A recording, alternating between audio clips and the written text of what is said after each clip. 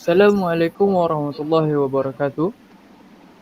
Kami dari Kumpulan 7 ingin membentangkan tajuk mengenai sekularisme pada subjek CTU 552 Falsafah dan Isu Semasa, disediakan oleh Muhammad Daniel Hakim bin Muhammad Saleh, Ahmad Zarif bin Ahmad Najib, Muhammad Fakhrul Iman bin Muhammad Fazil, Afnan Syahmi bin Muhammad Nazri, Nabil Hazim bin Abdul Rahman dan Muhammad Hazim bin Jafri. Kita pergi ke pengenalan. Sekularisme berasal dari bahasa Latin, iaitu seculum, yang membawa erti zaman. Dr. Safa bin Abdul Rahman Al-Hawali mengeluarkan makna ilmaniyah dari bahasa Arab yang merupakan terjemahan kepada perkataan sekularisme. Beliau memecahkan struktur perkataan terbabit daripada perkataan ilm, bermaksud ilmu, dan sains kepada saintisme, iaitu golongan yang memegang mazhab al-ilm. Sekularisme merupakan tema yang menarik sejak penularan pemikiran politik sekular ketika isu negara Islam dibincangkan. Sekularisme bermula dengan penulisan yang berunsurkan sekular liberal dan mula disebarkan kepada ruang publik umum. Untuk mencapai modernisasi, pemerintahan agama dan ahli agama yang memegang kuasa pentadbiran negara perlu disingkirkan demi mencapai agenda sekular. Sekularis juga melindungi hak kebebasan agama dan akan menyokong mana-mana penganut yang ditindas untuk menyebarkan ideologi sekular itu.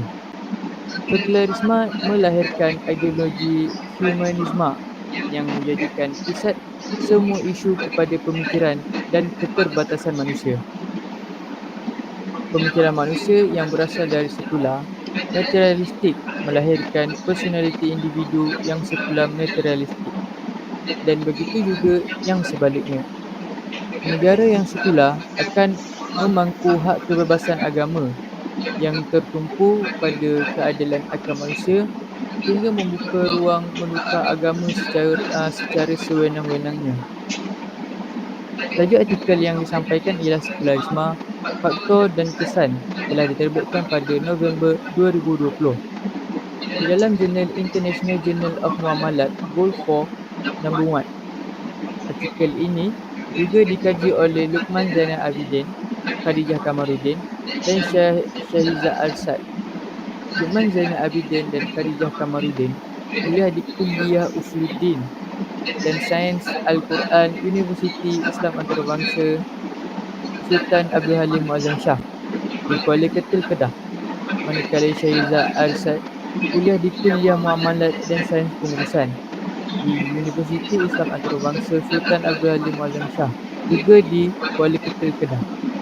Seterusnya, Nama saya Muhammad Daniel Hakim dan saya akan membentangkan ringkasan artikel bagi bahagian objektif kajian dan metodologi kajian. Kajian dilakukan untuk memahami maksud sekularisme agar dapat membantu saya serta ahli kumpulan membuat kajian dengan lebih baik. Dengan itu, kami mengetahui dan menguasai kemahiran mencari, mengumpul dan menganalisis maklumat-maklumat berkaitan sekularisme. Kajian ini dapat memberi kami pendedahan yang luas, iaitu mengenali dan memahami perihal sekularisme. Di samping itu, ia dapat menambah ilmu pengetahuan kami tentang pemikiran sekularisme pada zaman kini.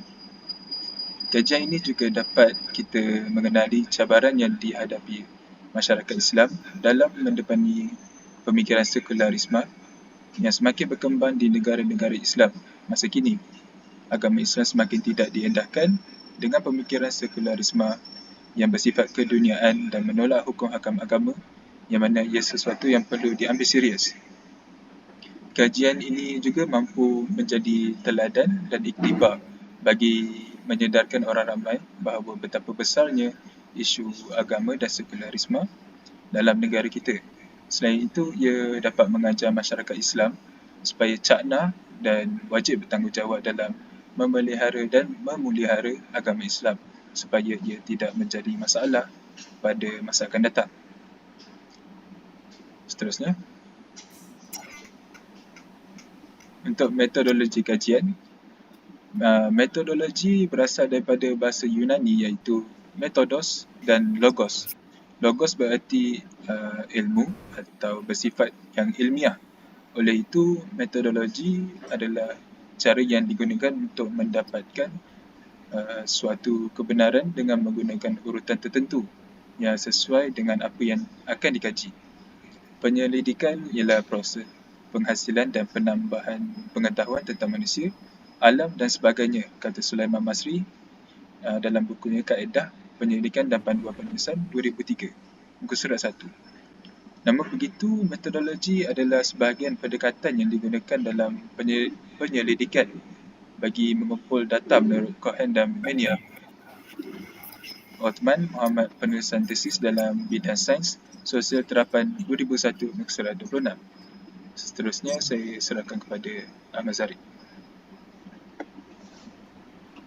Bismillah, Assalamualaikum. Metod kajian. Metod kajian menjelaskan cara atau kaedah pengumpulan data dan kaedah analisis data.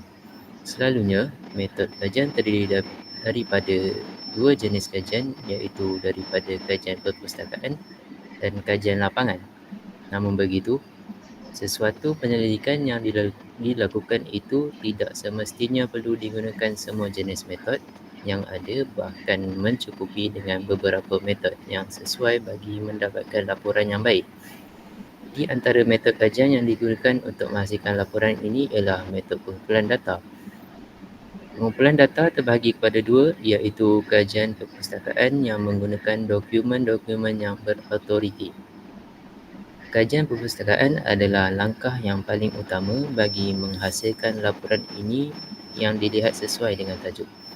Seperti contoh, pengambilan maklumat dari laman web, manuskrip, buku-buku, artikel, fail rekod dan sebagainya. Manakala kajian lapangan pula dilakukan dengan cara soal selidik atau temu bual. Seterusnya, kita beralih ke hasil kajian. Berdasarkan kajian yang dilakukan, penulis telah menerangkan tentang sekularisme yang berleluasa ketika ini. Saya bersetuju dengan hasil kajian mengenai masalah sekularisme dari segi faktor, penyebaran dan langkah-langkah yang perlu diambil untuk menangani masalah ini. Berdasarkan hasil kajian yang dilakukan, penulis dapat menghasilkan penulisan yang menggambarkan permasalahan berkaitan isu sekularisme yang semakin menjadi realiti masa kini dan faktor-faktor yang mendorong perkara ini berlaku. Selain itu, artikel ini menghasilkan kajian di mana kesan dan faktor menangani masalah sekularisme. Saya bersetuju dengan hasil kajian tentang pentingnya menjaga adab dan menghormati antara satu sama lain dalam talian walaupun mempunyai perbezaan pandangan, fahaman dan setiap tema kajian diberi penerangan yang lengkap untuk memberikan pemahaman yang lebih mendalam. Sebagai contoh, maklum balas negatif yang dilemparkan oleh pengguna media sosial menunjukkan perpaduan dalam kalangan umat Islam semakin hari semakin pudar. Dengan sikap ini, nilai-nilai Islam dalam membentuk perpaduan ummah sama sekali hilang dan dilupakan melalui proses komunikasi yang lemah. Tambahan pula, umat Islam berpecah belah kerana kumpulan politik yang berbeza terhadap parti tertentu. Oleh itu, begitu banyak lagi isu yang boleh diperhatikan dan difahami berkaitan dengan pertembungan antara agama dan sekularisme dalam kehidupan masyarakat. Setiap satu daripada yang telah dibincangkan boleh dibincang secara tersendiri menurut sesuatu isu itu dalam bentuk perbincangan yang mendalam. Hasil kajian yang boleh kita perolehi daripada perbincangan di atas ialah kesan penjajahan budaya itu sama ada kita mahu atau tidak mahu menerima hakikatnya begitu mendalam sehingga mengganggu gugat identiti jati diri yang sedia pada sesebuah masyarakat. Aspek penjajahan yang sering diberikan perhatian lebih kepada penjajahan bentuk fizikal dan material, manakala penjajahan budaya yang syarat dengan muatan falsafah yang akan mengubah pandang dunia dan falsafah hidup masyarakat yang dijajah sering dilupakan walaupun aspek ini sebenarnya lebih penting untuk diperhatikan. Kefahaman yang sebenar terhadap maksud terselindung di sebalik falsafah yang disebarkan akan menyebabkan masyarakat kehilangan identiti diri yang asal, termasuklah perkara-perkara yang amat penting seperti akidah keagamaan. Oleh itu, mempelajari dan memahami falsafah itu sangat penting dan perlu diutamakan. Saya serahkan kepada Afnan Syahmi.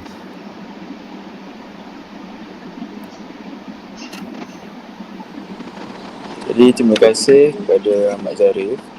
Untuk bahagian saya akan menerangkan tentang analisis kritis berkenaan dengan isu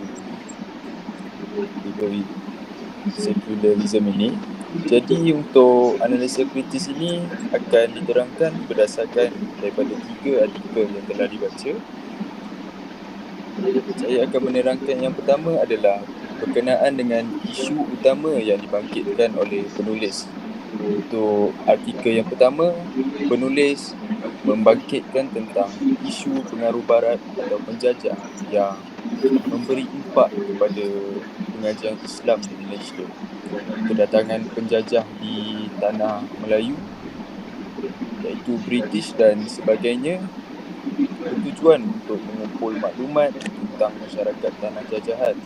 Seterusnya, mereka berniat untuk mengawal dan memantau bagi tujuan menyusup masuk dan menguasai aspek politik dan pemikiran masyarakat. Dalam pada itu, Islam bagi mereka akan mencacatkan proses penjajahan mereka.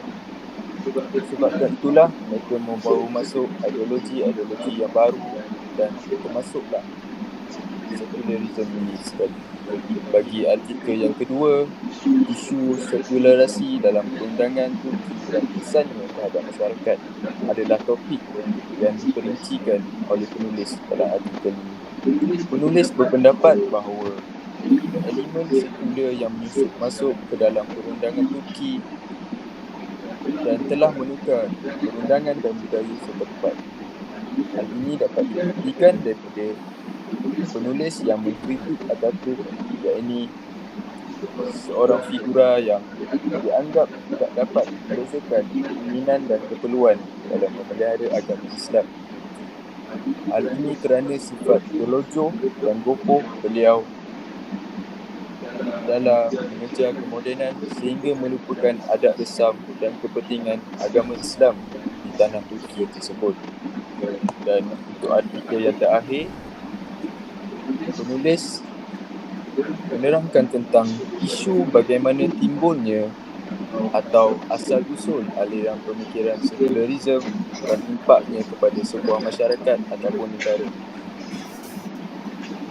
Dalam pada itu, asas kebangkitan sekular itu sendiri merupakan daripada penyalahgunaan atau penyelewengan dalam industri agama, iaitu sebagai contoh adalah gereja. Beberapa pembesar daripada gereja seperti paderi telah disalahgunakan kuasa mereka sebagai pembesar dan telah menindas rakyat-rakyat yang berada di bawah mereka. Sekular ini sebenarnya boleh dianggap seperti pedang yang bermuncung dua atau bermata dua yang dapat memberi kebaikan dan juga keburukan. Hal ini saya petik daripada artikel yang ketiga ini, iaitu penulis menegaskan bahawa sekular ini dapat memberi kebebasan dan kesamarataan antara rakyat dan pembesar. Dalam pada itu, pelaksanaan yang terlalu ekstrim akan menyebabkan dia ditolak dan tidak diterima oleh masyarakat. Hal ini kerana apabila pelaksanaan yang terlalu ekstrim, ia akan memberi efek iaitu kebebasan yang berlebihan yang akhirnya menyebabkan individu menjadi liar dan tiada kawalan. Seterusnya, hal ini akan mengakibatkan terbentuknya masyarakat yang tiada pegangan dan tiada identiti dalam diri masing-masing. Jadi, pada pendapat saya, ketiga artikel ini berpegang menolak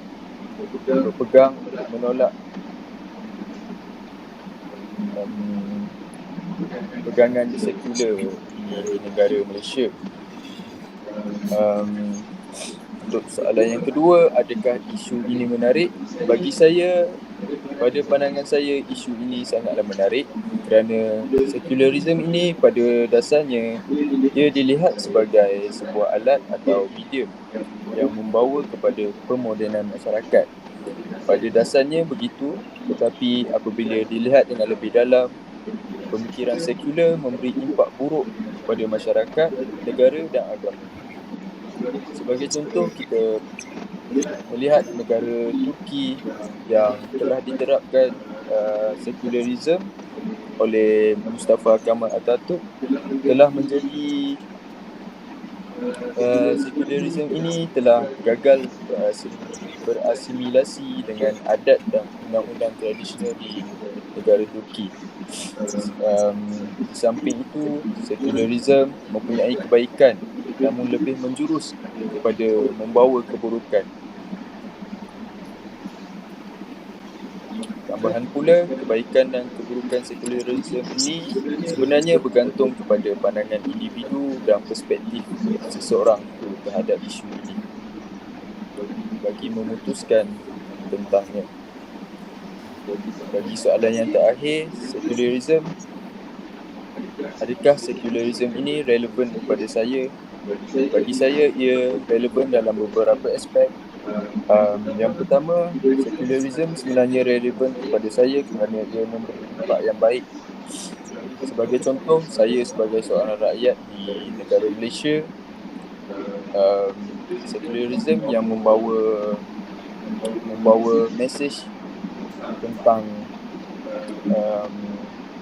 kebebasan dalam beragama atau kebebasan untuk beribadat mengikut kepercayaan masing-masing yang dipegang oleh sekularisme adalah sangat membantu dan sangat berguna bagi saya sebagai seorang Islam kerana ia memberikan impak yang baik, contohnya untuk mempraktikkan agama saya tanpa saya merasa takut dengan perlainan pendapat dengan orang yang beragama lain.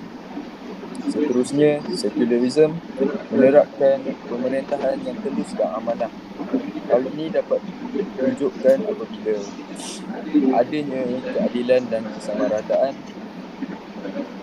hak antara pembesar atau orang yang mempunyai jawatan dengan rakyat yang berada di bawah. Namun begitu, sekularisme juga boleh relevan kepada saya kerana ia boleh mempengaruhi saya ke arah yang buruk jika saya mempraktikkan ia secara terlalu ekstrim. Hal ini akan menyebabkan wujudnya masyarakat yang liar dan tidak terkawal serta tiada jati diri dalam diri mereka masing-masing. Untuk poin-poin yang seterusnya, saya serahkan kepada Hazim. Terima kasih Muhammad Afnan, dan saya akan membentangkan pada persoalan yang saya dapat, iaitu adakah persoalan objektif kajian dijawab oleh penulis? Persoalan atau objektif kajian berjaya dijawab oleh penulis seperti mana beliau mengulas isu ilmu kolonial dan impaknya pada pengajian Islam di Malaysia dalam membangunkan dan mengembangkan tanah Melayu, merangkumi aspek ilmu pengetahuan di kalangan masyarakat Melayu dalam membasmi imperialisme dan kolonialisme, sejajar dengan motif untuk mengelak isu Islamofobia daripada berluasnya di kalangan umat Islam berbahasa Melayu.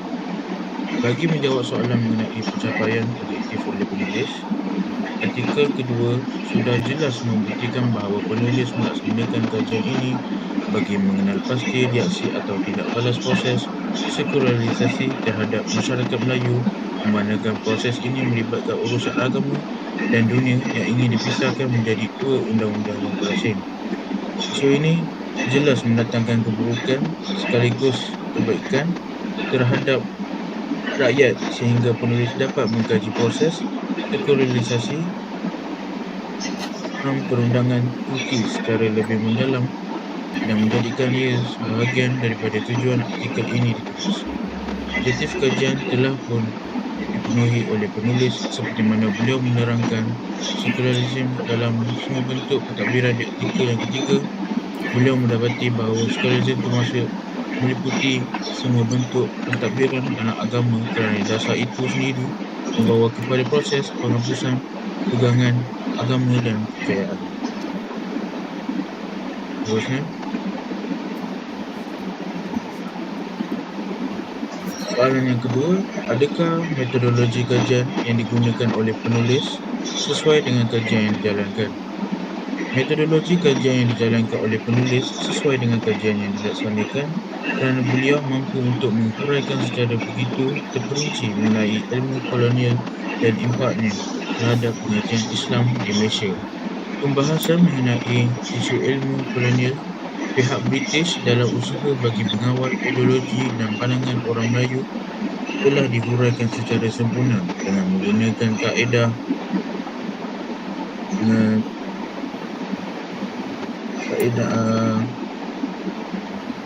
mengenai isu ilmu kolonial pihak British dalam usaha bagi mengawal ideologi dan pandangan orang Melayu telah dihuraikan secara sempurna dengan menggunakan kaedah atau prinsip yang tepat iaitu melalui sumber buku dan internet.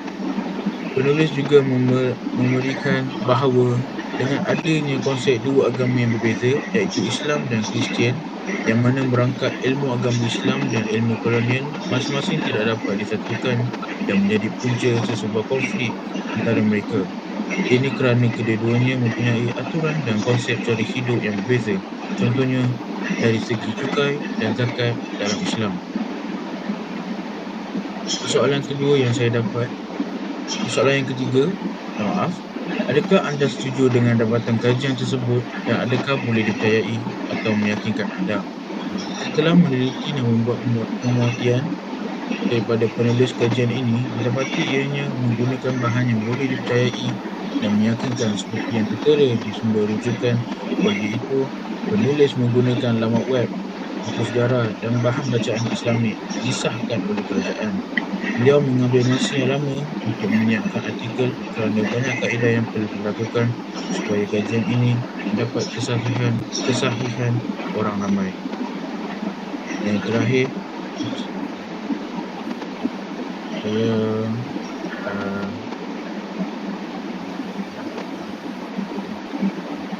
bagi kepada yang seterusnya.